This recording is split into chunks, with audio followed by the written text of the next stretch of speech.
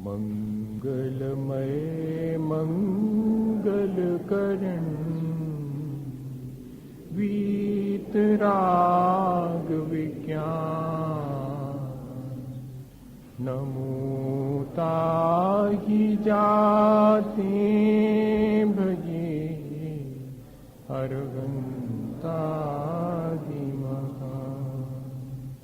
जो विद्यादि सागर सुधी जो विद्यादि सागर सुधी गुरु हैं हितैषी शुद्धात्म में निरत नित्य हितोपदेशी। वे पाप ग्रीष्म ऋतु में जलगे सयाने पूजूं के सतत केवल ज्ञान पाने पूजूं के सतत केवल ज्ञान पाने। बोलिए भगवान महावीर स्वामी की, आचार्य कुंद कुंद स्वामी की, आचार्य गुरुवर विद्यासागर मुनि महाराज।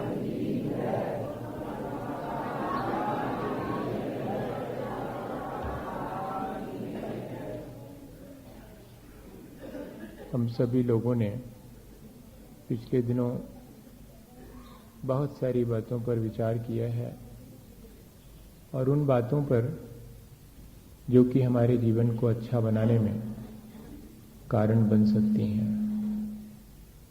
पर कोई भी चीज जीवन में तब काम आती है जब हम उसे अपने जीवन में, उसे अपने आचरण में उतारते हैं। किसी और के करने से हमारा कल्याण नहीं होगा, हमारे करने से ही हमारा कल्याण होगा। दो मित्र एक साथ रात के अंधेरे में चले जा रहे हैं, दोनों को अपने अपने घर जाना है और एक के हाथ में लालटेन है। अब थोड़ी दूर चलने के बाद एक अपने रास्ते पर अपने घर की तरफ मुड़ जाता है जिसके हाथ में लालटेन है, दूसरा खड़ा रह जाता है। अभी तक तो ये लग रहा था कि रोशनी पर्याप्त है और हम एक दूसरे के सहारे चले जाएंगे, लेकिन जब अपने अपने रास्ते पर मुड़ना पड़ा तब जिसके हाथ में लालटेन थी वो तो आगे बढ़ गया और जिसके हाथ में लालटेन नहीं थी वो तो अंधेरे में ही खड़ा रह गया। ये लालटेन क्या चीज है? ये भगवान के द्वारा कही गई वाणी का प्रकाश है। सब लोग एक साथ बैठ करके और अपन मिल करके उसको हासिल कर रहे हैं, जैसा आचार्य भगवंतों ने कहा है। तो जैसा हमने एक साथ मिल बैठ करके ये ज्ञान हासिल किया है जिन वाणी का, तो ये एक साथ काम नहीं आएगा। अब सबने तो सुना था सबके लिए काम आएगा, नहीं, सबके लिए काम तो आएगा ही, पर अपने अपने व्यक्तिगत रूप से जब तक हम उसका पालन नहीं करेंगे तब तक वो हमारे जीवन को परिवर्तित नहीं करेगा। धर्म के बारे में ऐसी ही समझ हमारे भीतर होनी चाहिए कि धर्म सामूहिक होने के साथ साथ व्यक्तिगत भी है। पहली चीज, मैं जब उसे धारण करूंगा तब मेरा कल्याण होगा। जिन चीजों को मैंने समझ लिया है कि मेरे कल्याण में वो कारण बनेंगी, सबके कल्याण में वे कारण बनती हैं, ये भी मैंने जान लिया है। लेकिन इस तरह जान लेने से कि मेरे कल्याण में कारण बनेंगी, सबके कल्याण में कारण बनेंगी, सबके पास होना चाहिए, सबको एक एक लिख करके और कैसेट और किताब बांट देनी चाहिए, ठीक है, सबके पास हो गई। लेकिन जो अपने काम में लेगा उसी के काम आएंगी, बाकी तो सबके पास सोने के बाद भी रखी रह जाएंगी। पहली चीज क्या, जीवन में जो कुछ हम सीखें उसे अपने जीवन में स्वयं लाने का प्रयास करें। कौन ला रहा है कौन नहीं ला रहा है इसकी चिंता नहीं करें। दूसरी चीज, धर्म चूंकि शास्त्रों में लिखा हुआ है इसलिए धर्म है, ऐसा नहीं है। अहिंसा, सत्य, अचोरी, ब्रह्मचर्य और अपरिग्रह, ये शास्त्रों में लिखा है इसलिए धर्म है, ऐसा नहीं है। ये धर्म है इसलिए शास्त्रों में लिखा हुआ। ये दूसरी चीज समझने की है। ये बहुत छोटी छोटी सी चीजें हैं, लेकिन इनको कहीं पर बांध बूंद करके रखना श्रावक के जीवन में ये काम आने वाली लगती छोटी सी हैं कि क्या फर्क पड़ता है कि जो शास्त्रों में लिखा है वो धर्म है और जो धर्म है वो शास्त्रों में लिखा है। क्या फर्क पड़ता है इससे? बहुत फर्क पड़ता है। हमको तो ये लगता है कि अरे ये सब तो शास्त्रों की चीजें हैं, इनसे जीवन का कोई सरोकार नहीं है। अधिकांश लोग, यही आने वाली पीढ़ी, कि ये सब तो शास्त्रों में लिखी हुई बातें हैं, हमारे जीवन का इनसे कोई लेना देना नहीं है। इसलिए ये जानना जरूरी है कि ये चीजें हमारे जीवन के लिए अनिवार्य हैं, इसलिए शास्त्रों में लिखी गई हैं। शास्त्रों में लिखे होने से हमारे जीवन को अनिवार्य हो गई हैं, ऐसा नहीं। जैसे हमारे जीवन में हवा, पानी और भोजन अनिवार्य है, जिसके लिए हमें किसी से पूछना नहीं पड़ता है कि भैया प्यास लगी है पानी पी ले में, क्या पूछना पड़ता है क्या? हमको भूख लगी है, 4 लोगों से एक मीटिंग बिठा लो, एक पे विचार करेंगे कि इनको भूख लगी है, खाना चाहिए कि नहीं खाना चाहिए। ऐसा करते हैं क्या? नहीं करते। ये सब चीजें हमारे जीवन के लिए इतनी अनिवार्य हैं। ऐसे ही हमारे लिए क्या धर्म अनिवार्य नहीं है? उतना ही अनिवार्य होना चाहिए जितना कि हवा, पानी और भोजन हमारे जीवन के लिए, सांस लेना हमारे लिए जितना अनिवार्य है, ऐसे ही मेरे लिए अहिंसा अनिवार्य है। अहिंसा शास्त्र में लिखी है इसलिए अनिवार्य है, ऐसा नहीं है मेरा तो जीवन नहीं चलेगा इसलिए मुझे अपनाना। सत्य बोले बिना मेरा जीवन नहीं चलेगा इसलिए मुझे सत्य को अपनाना है। जैसे पानी पिए बिना मेरा जीवन नहीं चलेगा, ठीक ऐसा ही हमारे भीतर अप्रोच होनी चाहिए धर्म की। अब वर्तमान में तो धर्म कुछ निश्चित दिनों में कुछ निश्चित लोगों के द्वारा किए जाने वाली वस्तु की तरह हम उपयोग में लेते हैं। कई लोग पूछते हैं, अरे प्रवचन में छोटे छोटे लोगों का क्या काम, युवाओं का क्या काम? इसमें तो बस बूढ़े बूढ़े लोगों का काम है। हाँ, कई लोग ऐसा सोचते हैं। बच्चे लोग कह रहे थे कि वो एक फॉरेनर आए थे अभी, तो वो पूछ रहे थे कि तुम यंग्स का यहां पर क्या काम? तुम यंग्स को तो जो है वो वहां पर एंटरटेन करना चाहिए, तुम्हारा धर्म से और प्रवचन से क्या, तुमको क्या समझ में आता धर्म? तो उनको बहुत आश्चर्य हुआ कि क्या धर्म ऐसी चीज है जो कि जब हमारे दिन लग जाएं, जब हमारा जीवन अंतिम क्षणों की तरफ मुड़ जाए तब अपनाने की चीज है क्या? भैया प्यास जिसको लगेगी वो तो चाहे छोटा बच्चा हो चाहे बूढ़ा व्यक्ति हो, पानी तो पिएगा। ऐसे ही जीवन अगर अच्छा बनाना है तो चाहे हम अभी शुरुआत कर रहे हो जीवन की या कि जीवन के समापन की घड़ियां हो, वो तो प्रतिक्षण हमारे लिए उपयोगी है। तो ये चीज हमारे भीतर आनी चाहिए कि धर्म हमारे लिए ठीक हवा और पानी की तरह जीवन चलाने के लिए अनिवार्य है। अहिंसा, सत्य भी ठीक इसी तरह हमारे लिए अनिवार्य है। एक श्रावक तभी श्रावक कहलाता है जबकि वो अपने इस अहिंसा, सत्य, चोरी, अपरिग्रह और ब्रह्मचर्य का पालन करता है, वरना वो श्रावक नहीं कहलाता। आज अपन एक नई शुरुआत कर रहे हैं। अपन ने बहुत सारी चीजें, और कल मैं सोचता रहा कि अब कौन सी चीज शुरू करें। श्रावक अपने घर गृहस्थी में रहकर हमने ये भी समझ लिया है कि अपने परिणामों को संभाल सकता है।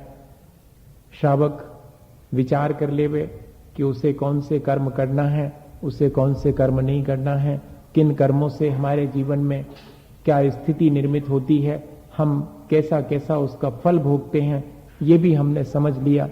लेकिन इसके बाद जरूरी है कि जीवन में कुछ संकल्प भी लेना आवश्यक है। जीवन को अच्छा बनाने के लिए विचार की सामर्थ्य के साथ साथ संकल्प की सामर्थ्य भी होनी चाहिए। समर्पण और श्रद्धा के साथ हमने जानकारी हासिल करना शुरू की थी।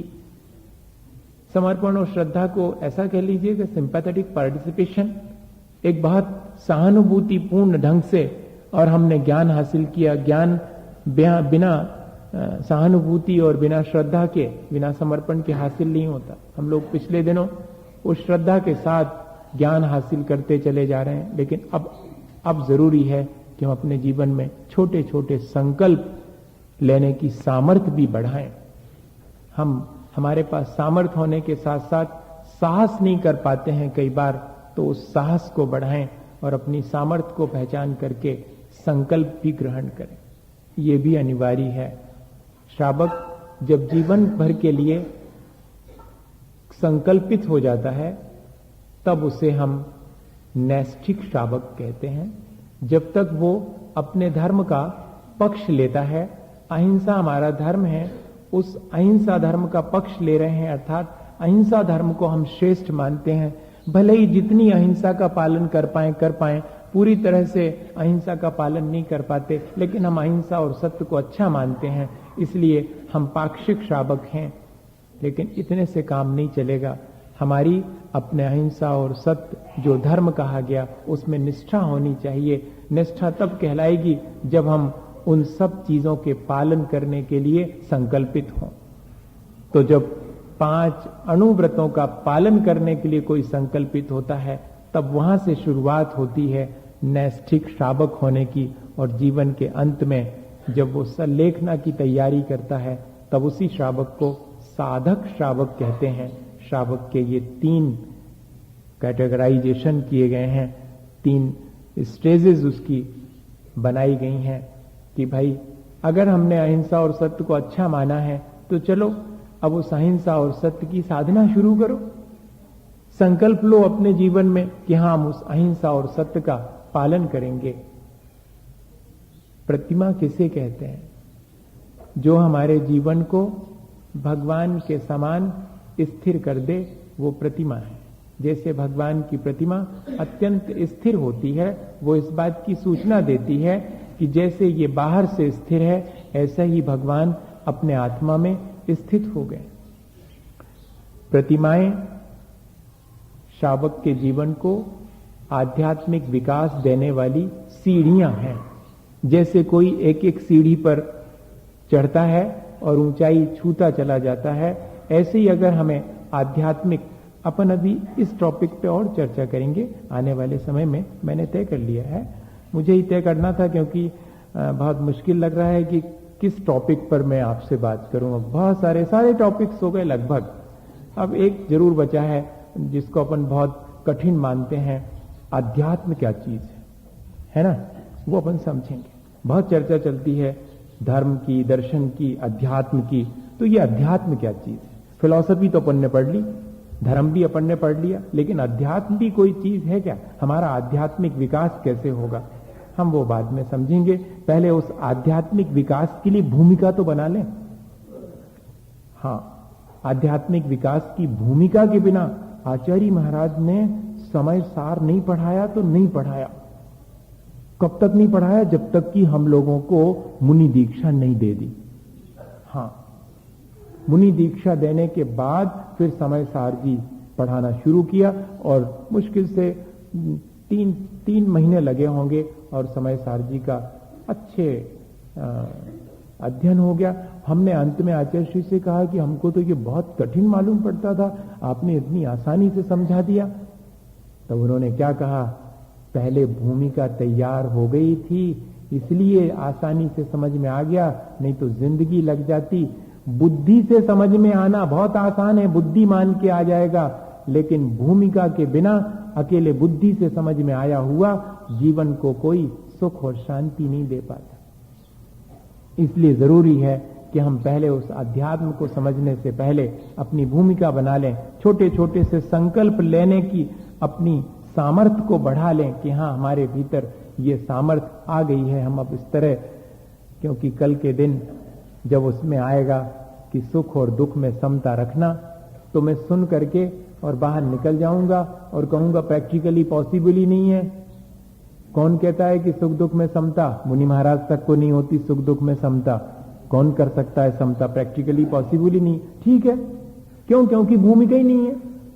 हमने पहले अगर इस तरह कुछ संकल्प किया होता कि अभाव में और सद्भाव में दोनों स्थितियों में अब मुझे वो चीज चाहिए। अरे जिस व्यक्ति ने टेलीविजन का त्याग कर दिया हो, उसको टेलीविजन घर में नहीं हो तो उसके अभाव में कोई तकलीफ हो सकती क्या?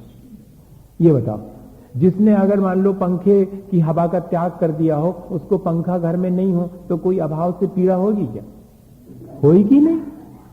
जिसने संकल्प ही कर लिया कि मेरे जीवन को मुझे इन चीजों के बिना जीना है, उन चीजों के अभाव में होने वाली पीड़ा से वो अपने आप बच गया। उन चीजों का सद्भाव भी उससे सुख नहीं दे पाएगा। लगे रहे पंखे, लगे रहे, हमें काय का सुख? न हमें किसी का दुख, न हमें किसी का सुख, क्योंकि हमें उनका उपयोग ही नहीं करना। ये चीज जो है अपने जीवन में डेवलप तब होगी जबकि हम छोटे छोटे संकल्प लें। और 5 अनुव्रतों से शुरुआत होती है नैष्ठिक श्रावक की। तो हम देखें कि कैसे आचार्य भगवंतों ने 11 प्रतिमाएं होती हैं।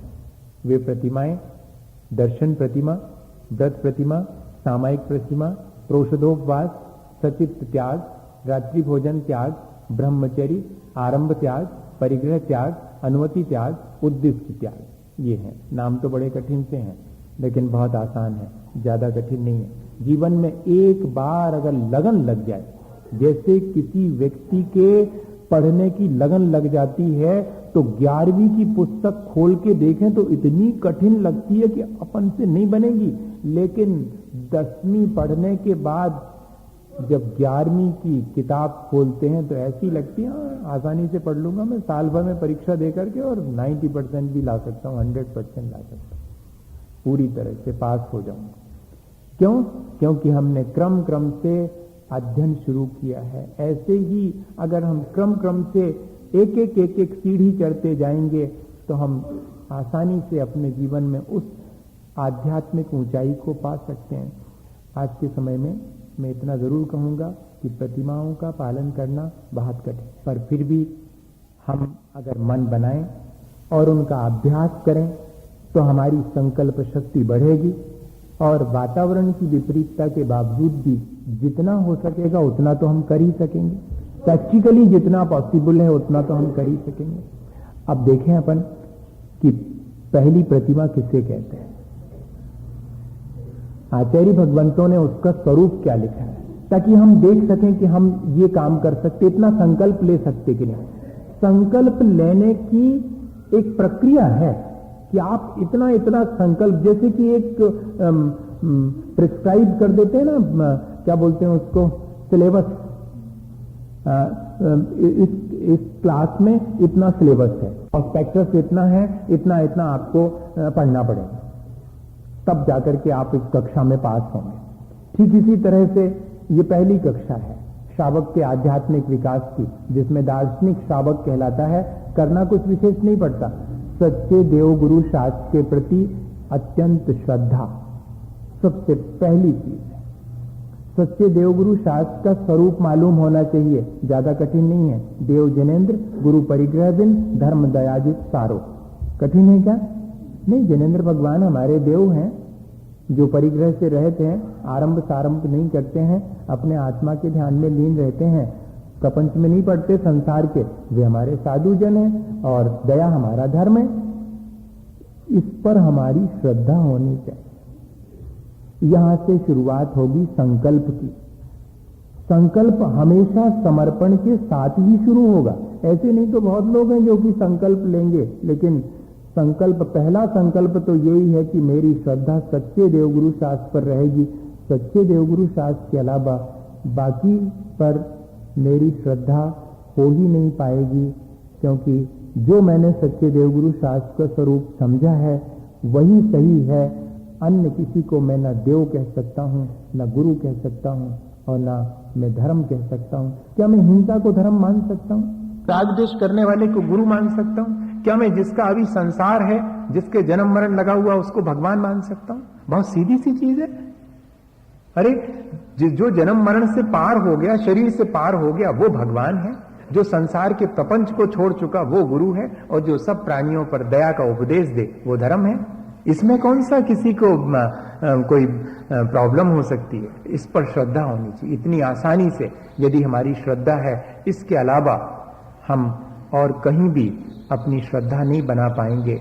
यहां से शुरुआत होगी हमारे अपने नैष्ठिक श्रावक होने की प्रतिमा की। दार्शनिक तत्व पथक ग्रहिया, जो भगवान के कहे गए मार्ग पर चलने वाला दार्शनिक श्रावक है, वो सबसे पहले पंच गुरु चरण शरणा, पंच परमेष्ठी को ही अपनी शरण, उनकी ही शरण मान लेता है, उनकी शरण में ही अपना जीवन व्यतीत करता है। और फिर संसार शरीर भोग निर्विण्ण, संसार शरीर और भोगों से उदासीन है। ये जरा कठिन मामला है। हाँ, हम तो सोच रहे थे कि ऐसा कुछ कहेंगे कि ये नहीं खाना और ये नहीं करना और ये नहीं करना, कुआं को पानी पियन लगो और हाथ को आटो खान लगो, हो गई पहली प्रतिमा। हाँ बस, और का अपन को तो यही मालूम है कि पहली प्रतिमा हो गई। पहली प्रतिमा इतनी आसान नहीं है और बहुत आसान भी है। अंतरंग के भावों में परिवर्तन अगर आ जाए तो आसान है, और बाह्य क्रियाओं में परिवर्तन आ जाए तो कोई लाभ नहीं मिलता। बाह्य क्रियाओं को परिवर्तित करके कई कई बार देख चुके, कितना तो परिवर्तन किया है बाह्य क्रियाओं में, लेकिन भीतर के परिणामों में एक भी बार परिवर्तन नहीं किया। और प्रतिमाएं भीतर के परिणामों को परिवर्तित करने के लिए की जाती हैं। संसार शरीर भोगों से उदासीन हो, पंच परमेष्ठी की जिसको शरण हो, वो है पहली प्रतिभा को धारण करने वाला। और कुछ नहीं कहा समंतभद्र स्वामी ने, और कोई बाह्य क्रिया की चर्चा नहीं करी। अन्य श्रावकाचारों में चर्चा बहुत करी, लेकिन आचार्य समंतभद्र स्वामी के चरणों में बैठो तो वो कहते संसार शरीर भोग निर्विण्णा, दार्शनिक तत्व पथक ग्रहिया, पंच गुरु चरण शरणा। जिसने पंच परमेष्ठी की शरण ले ली, संसार शरीर और भोगों से उदासीन हो गया, वो पहली प्रतिमा को धारण करने वाला। अब जरा देखें, संसार में और संसार की चीजों में सुख है क्या? अरे ऐसे कैसे निर्णय ले लिया आपने? ये तो रटा निर्णय है। आपका निर्णय है क्या? अभी तो यही लगता है कि संसार में बहुत सुख है और संसार की भौतिक उपलब्धियों में बहुत सुख है। अब मेरा ये कॉन्सेप्ट बदलना चाहिए, मेरे जीवन में ये स्वयं परिवर्तन आना चाहिए। किताब में तो ये लिखा हुआ है, सुना भी है, 12 बजे रात को कोई हिला करके अपन से पूछे तो अपन कह देंगे संसार में सुख नहीं है, लेकिन सुबह से उसी संसार की शुरुआत उसी में। हाँ, कोई पूछेगा तो फौरन कहेंगे ये तो रटी रटाई चीजें अपन को मालूम है, लेकिन इससे कोई नैष्ठिक श्रावक नहीं हो जाता। नैष्ठिक श्रावक होता है जब उसको ऐसा लगने लगे भीतर में कि संसार में मैंने सब तो पाया, लेकिन क्या सुख मिला? सुख तो मिलता है, लेकिन ये इंद्रिय सुख है, ये थोड़ी देर रहता है, फिर बात को नहीं रहता है। तो मेरे पुण्य के उदय से ये संसार में जो जो चीजें मिलती उनमें थोड़ा सुख तो मालूम पड़ता है, उसके बिना तो मेरा काम भी नहीं चलेगा। मुझे भूख लगती है तो दुख होता है, मैं जरा भोजन कर लेता हूं तो सुख मिलता है। ये सुख मिला तो मुझे, उसमें क्या बात है? इस सुख को नकारना थोड़ी है। भोजन करने से सुख मिला, पानी पीने से सुख मिला, सोने से सुख मिला, और भी बहुत सारे काम हैं जो संसार के, उनको ठीक ढंग से किया उसमें सुख मिला, लेकिन ये वाला सुख पूरा नहीं है। बस इतनी सी बात है। इन सब में ही मैं सुख मान लूं और सच्चे सुख को भूल जाऊं, ये मेरी कमी कहलाएगी। इनमें सुख नहीं है ऐसा नहीं, इनमें सुख क्षणिक है। सुख तो है, लेकिन ये संसार का सुख क्षणिक है, आज है कल नहीं है। कर्म परवशे शांते दुख रंत ऋतोदये, पाप बीजे सुखे नास्था, श्रद्धा नाकांक्षना स्मृता। ये कर्म के वशीभूत है। साता और असाता के उदय में मुझे सुख और दुख मिलता है इस संसार में। सांते थोड़ी देर को मिलता है, फिर उसके बाद उन्हीं चीजों में जिनमें मुझे इस संसार में सुख जान पड़ता है, उन्हीं चीजों से फिर मुझे दुख मिलना शुरू हो जाता है। और जब जब मैं इनमें सुख मानता हूं, साथ में मुझे दुख भी मिलता रहता है। हाँ, जैसे जैसे मैं इन चीजों का उपयोग करता हूं बड़ी आसक्ति पूर्वक की सुख मिलेगा और थोड़ी देर को सुख जैसा लगता और उसके बाद में फिर मैं दुख में चले जाता हूं। दुख ही रन तो दये, ये मिक्सअप है, ये वाला सुख दुख से मिला हुआ है।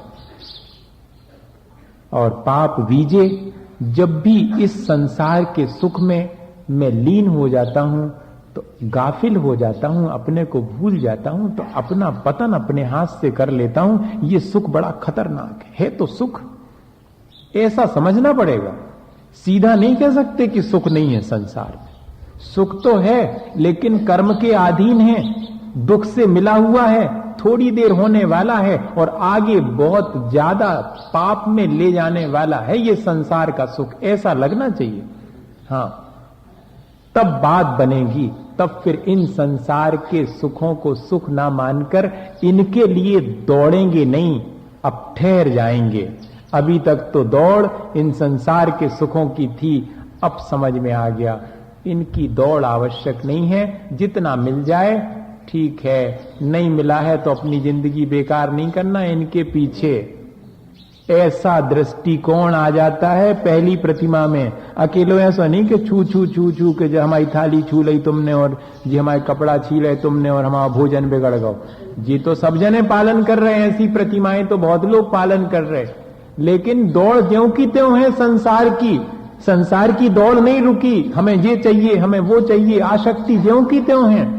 पहले 14 चीजें खाते सो उतना ही आसक्ति आती, अब 4 खान लगे सो उतना ही आसक्ति से 4 खा रहे। विचार करना आप, हम किस निंदा नहीं कर रहे किसी की, ना अपन को करना है, लेकिन अपने को विचार करना अपने परिणामों की, कि अपने परिणाम इन चीजों के पीछे कैसे हैं। संसार से हम उदासीन हैं या नहीं हैं, भोगों के प्रति उदासीनता है कि नहीं, शरीर के प्रति उदासीनता है कि नहीं। उदासीनता के मायने ये नहीं है कि उनसे विमुख हो जाएं, नहीं, संसार में रहते हुए भी मैं उनकी तासीर जानता हूं संसार की, कि मैं इसमें सुख पाने की दौड़ में शामिल नहीं होऊंगा। दुनिया पूरी की संसार में सुख पाने की दौड़ में शामिल है, संसार में मैं सुख पाने की दौड़ में नहीं शामिल होऊंगा। मैं तो अपने आत्म सुख को पाने के लिए प्रयत्न करूंगा, तब कहलाएगा कि हाँ संसार के बारे में ठीक विचार किया। इसी तरह भोग विलास की सामग्री जो अपन को मिल जाती है अपने पुण्य के उदय से, उसमें भी सुख नहीं है। जितनी मिले ठीक है, नहीं मिले तो अभाव में भी मैं अपने जीवन को आसानी से चलाऊंगा, ये सोच होना चाहिए। कैसे?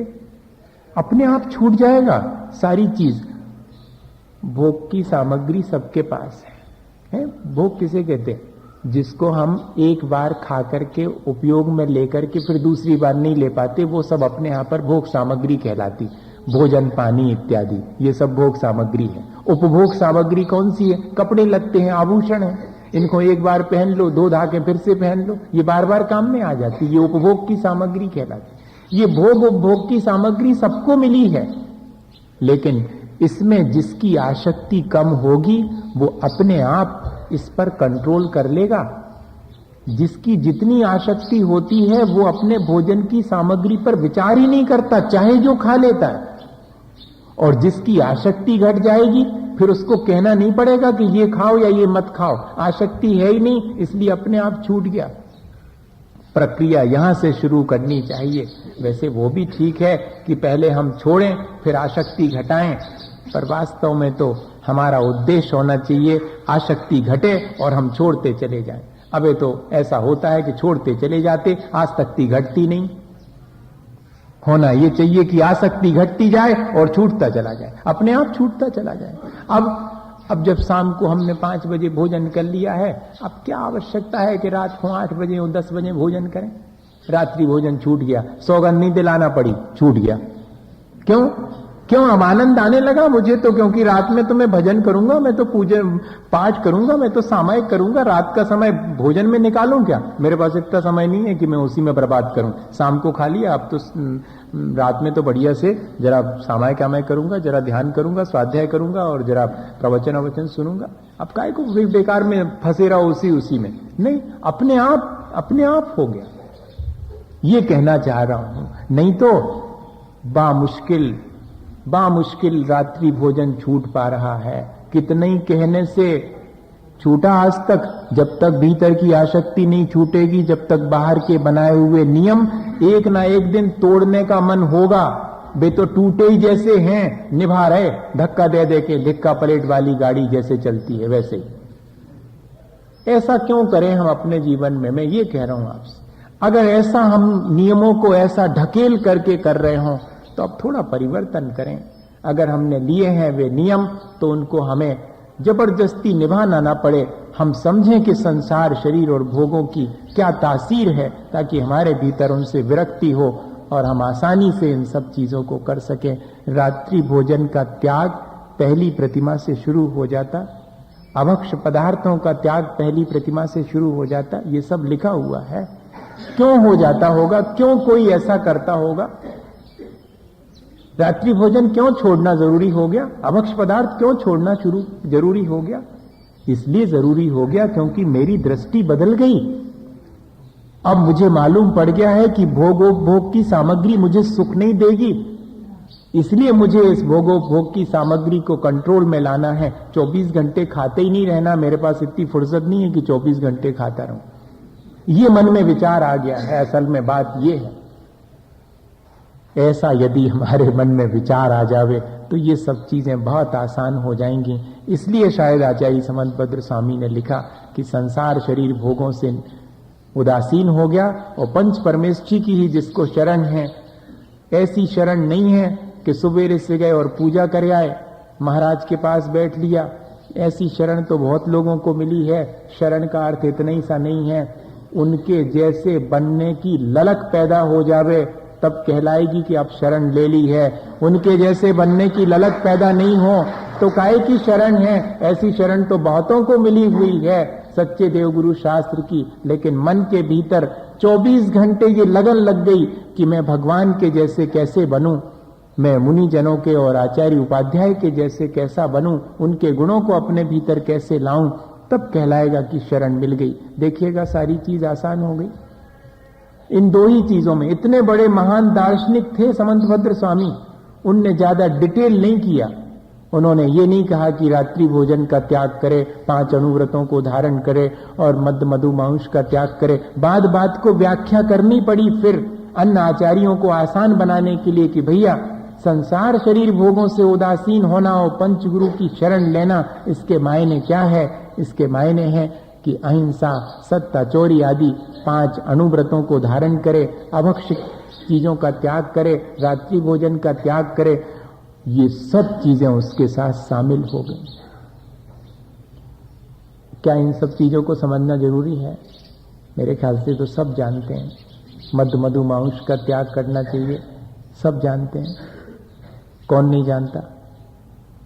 5 उदंबर फलों को छोड़ना चाहिए, सब जानते हैं। इनके पीछे साइंस क्या है ये भी सब जानते हैं मेरे ख्याल से। रात्रि भोजन क्यों छोड़ना चाहिए, इसके पीछे साइंस क्या है ये भी सब जानते हैं।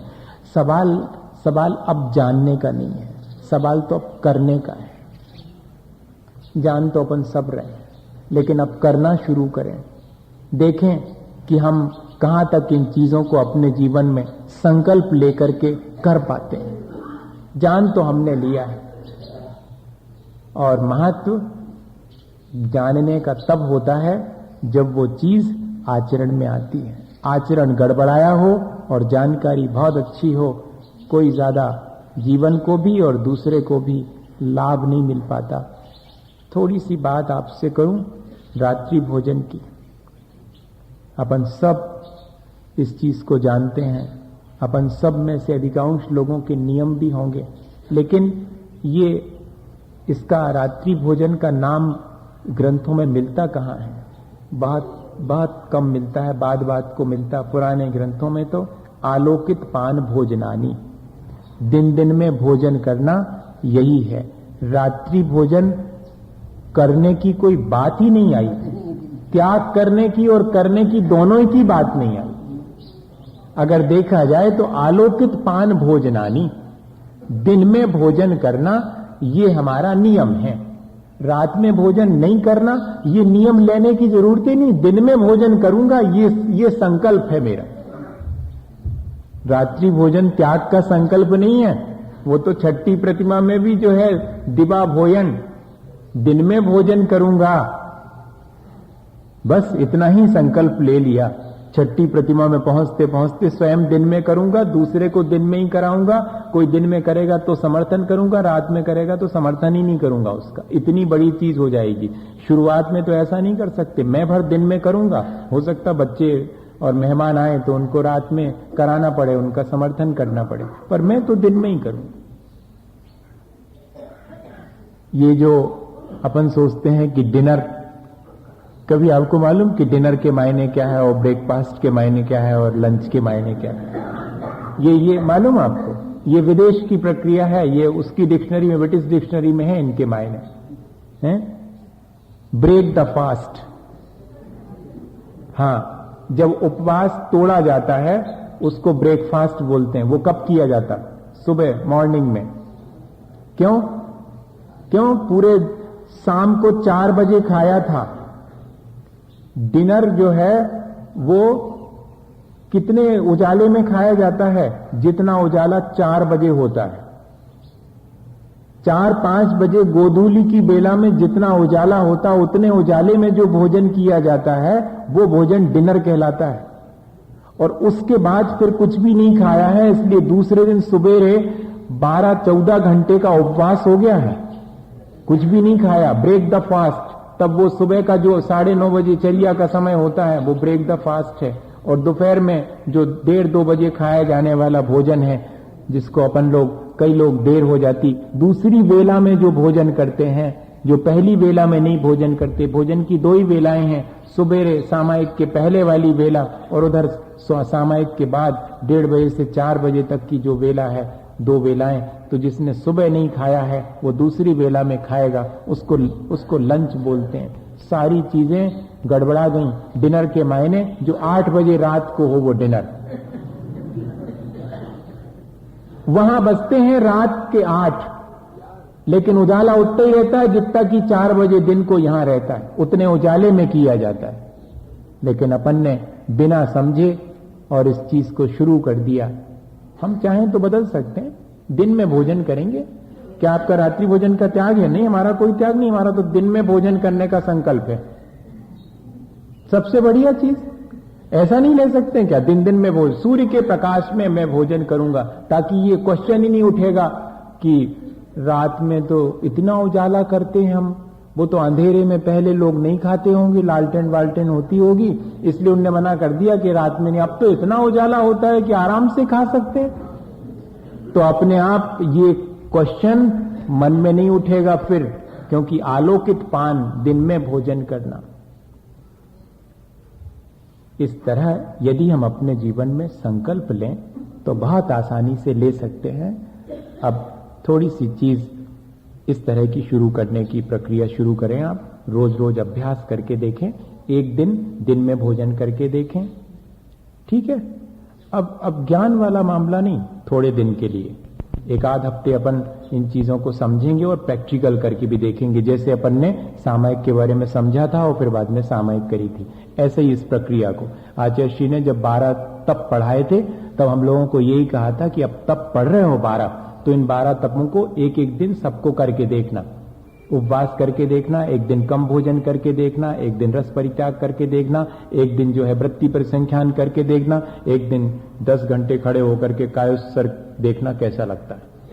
सब करके तप करके देखो 12, तब पड़े हुए जल्दी समझ में आएंगे। इसी तरह रात दिन में भोजन करना करके देखें कैसा लगता है। अच्छा लगे तो आगे बढ़ा देंगे, नहीं लगे तो फिर जैसा चल रहा था वैसे चलेगा, और क्या। एक दिन करके देखने में क्या दिक्कत है? आनंद आया तो ठीक है, नहीं आया तो फिर देखेंगे, फिर कभी करके देखेंगे। मद मधु मांस का त्याग जिनका नहीं होता है करके देखें, जिनसे 5 अनुव्रतों का पालन नहीं होता करके देखें। ऐसा झूठ नहीं बोलेंगे जिससे दूसरे का घात हो जाए। किसी के घर जाकर के जो है और डाका नहीं डालते, हम चोरी नहीं करेंगे इस तरह की, हम किसी को भी संकल्प पूर्वक मारेंगे नहीं, हम किसी का धन नहीं हड़पेंगे, किसी को आज बुरी दृष्टि से नहीं देखेंगे। हो गया आगे 5 अनुव्रत, कोई कठिन है क्या? एक दिन करके देखें कैसा लगता है, और फिर देखेंगे हम कि इन सब चीजों के प्रति जो हमारे मन में अभी विरक्ति है, होनी चाहिए से संसार शरीर भोगों से विरक्ति, और है हमारी इन सब चीजों से विरक्ति। इनसे हमारी रुचि बढ़ना शुरू होगी और आसानी से हम इन प्रतिमाओं को अपने जीवन में पालन कर पाएंगे। प्रतिमा के दो स्वरूप हो गए, एक तो ये कि संसार शरीर भोगों से हम विरक्त होते जाएं, पंच गुरु की शरण लें, और साथ में बाजू में फिर हम ये सारी क्रियाएं भी करना शुरू करें। क्योंकि मुझे संसार शरीर भोगों से उदासीनता होने पर फिर अपने भोजन इत्यादि पर भी मैं कंट्रोल कर लूंगा आसानी से, अपने सारे दिन भर की चर्या को बिल्कुल व्यवस्थित कर लूंगा, क्योंकि मेरे मन में संसार शरीर और भोगों से अनासक्ति होना शुरू हो गई है। ये ज्ञान हमारे लिए अब जीवन को परिवर्तन करने में कारण बने। जो आचरण में आता है वही कीमती है। एक उदाहरण है उसका, शायद आपको, ये घड़ी 9 बजा रही है, कोई बात नहीं, वो 9 बजाए पर मुझे ध्यान तो आ गया कि हो गया होगा, टाइम तो हो गया। वो एक छोटा सा उदाहरण आपसे सुनाऊं, शायद पहले भी सुनाया होगा या कहीं आपने सुना होगा। राजा के दरबार में और पुरोहित जी रहा करते थे, और वो पुरोहित बहुत अच्छा उनका ज्ञान था, बहुत अच्छा उनका आचरण था। लेकिन एक दिन जो है इस बात पे और चर्चा आ गई कि ज्ञान बड़ा है कि आचरण बड़ा है, कौन ज्यादा पूज्य है। हालांकि दोनों अपनी जगह पर पूज्य हैं, ज्ञान भी पूज्य है और आचरण भी पूज्य है, लेकिन दोनों के बीच अगर हम कंपेयर करें तो ज्ञान से ज्यादा पूज्य आचरण को माना है। ज्ञान तो बहुत लोगों के भीतर है, चारों गतियों में सम्यक दर्शन और ज्ञान हो सकता है, लेकिन सिर्फ एक मात्र मनुष्य गति में सम्यक चारित्र हो सकता, ध्यान रखना।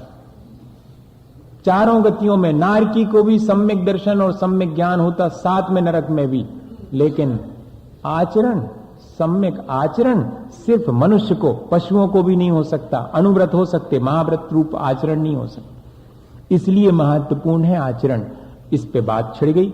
पुरोहित जी ने कहा कि परीक्षा करके देख लेंगे अपन। परीक्षा कैसे करें? तो पुरोहित जी को रोज दक्षिणा में एक सोने की दीनार मिलती थी, एक सिक्का मिलता था खजांची से, रोज वो लेकर के जाते थे। अब खजांची के यहां जब गए तो उसने ढेर सारे सिक्के रखे रहते थे बांटने के लिए, सोने के ऐसे, तो उसमें से एक उठा करके और पुरोहित जी को दिया। जब वो पुरोहित जी को दे रहे थे तो पुरोहित जी ने एक सिक्का धीरे से उठा के पॉकेट में रख लिया। दोनों तरह की कोशिश थी उनकी कि देख भी ले और ऐसा भी लगे कि जैसे चुराया है। तो ऐसा भी किया जैसे चुराया है, लेकिन देखने में आ गया। पर वो जो खजांची था उसको पुरोहित जी पे संदेह नहीं हुआ, अपनी आंखों पे ही संदेह हुआ। पहले नंबर, हो सकता है उनका गिर गया होगा, उसमें से उठा लिया उन्होंने, वो चोरी काहे को करेंगे, कोई बात नहीं। हो गई बात। दूसरे दिन फिर वही बात, पुरोहित जी ने इधर सिक्का लिया, उधर एक और उठाया और रख के आगे बढ़ गए। अब तो जो है बिल्कुल अलर्ट था वो उस दिन तो, क्योंकि एक दिन पहले घटना हो चुकी थी, दूसरे दिन बिल्कुल अलर्ट था। और अब की बार उसने देखा कि इन्होंने तो जानबूझ के उठाया ही है, इनका गिरा विरा नहीं था।